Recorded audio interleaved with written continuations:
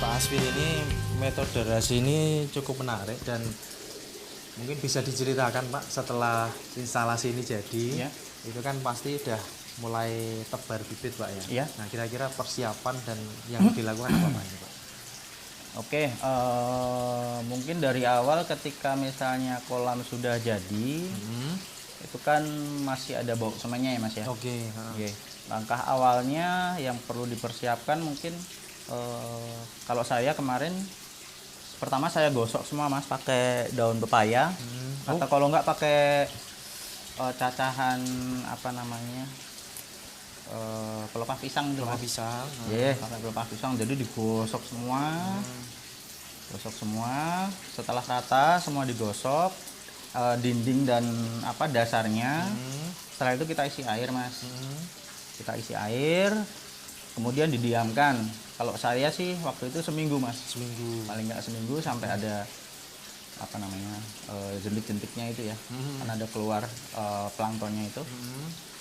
Kemudian kita buang. Kita bersihkan dulu. Untuk kemudian kita ulangi lagi prosesnya Mas. Diisi lagi air. Iya, dibersihkan dulu lagi. Dibersihkan. Oke. Kosok semua lagi. Kemudian lagi kita isi air, baru kita buang. Seperti itu. Nah, setelah 2 kali proses apa namanya? Proses penggosokan itu, isi air. Nah, setelah itu untuk awalnya kalau saya sih dinding dan ininya saya kasih ini Mas, gamping. Oke. Jadi ini semua saya kasih gamping, tujuannya apa? Gamping itu kan untuk mensterilkan kolam. Jadi dari bakteri-bakteri patogen yang kemungkinan dia bisa nempel di dinding maupun di dasar. Nah, itu matinya dia pakai gamping. Oke. Nah, setelah digosok semua, dibiarin dulu Mas sampai kering, kurang lebih sekitar 2 sampai 3 hari. Kemudian diisi air lagi. Setelah diisi air baru dibuang lagi Mas. Dibuang baru kita dibersihkan. Kita bersihkan semua. Jadi setelah sudah bersih, baru kita masuk ke tahap persiapan air untuk untuk persiapan tebar bibit. Kalau saya persiapan air awal itu jadi air diisi kurang lebih sekitar 20 sampai 30 cm. Oke.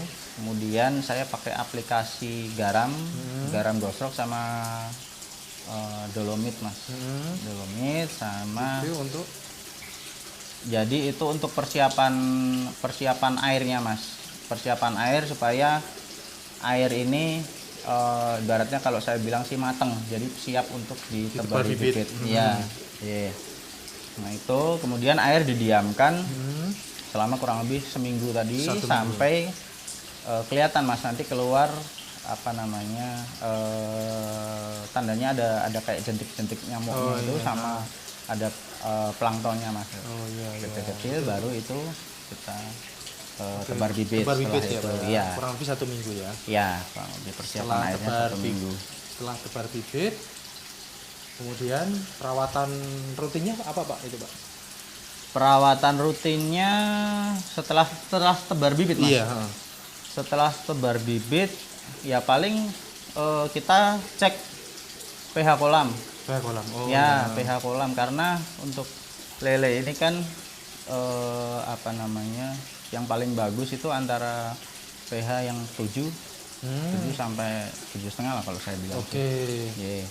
Nah, untuk maintenance itu ya pakai aplikasi itu aja Mas, dolomit sama garam gosok aja. Untuk itu pH-nya itu Pak. Biar bagus ya.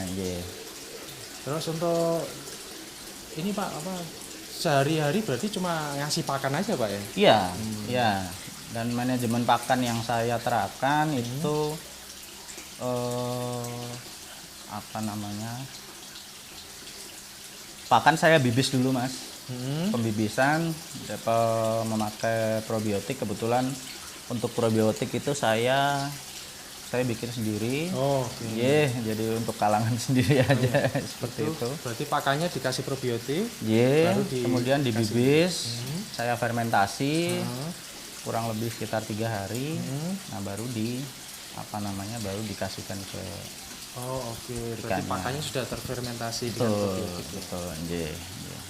Untuk ini berarti cuma pakai ini pakan aja Pak ya? Ada suplemen atau apa untuk ini?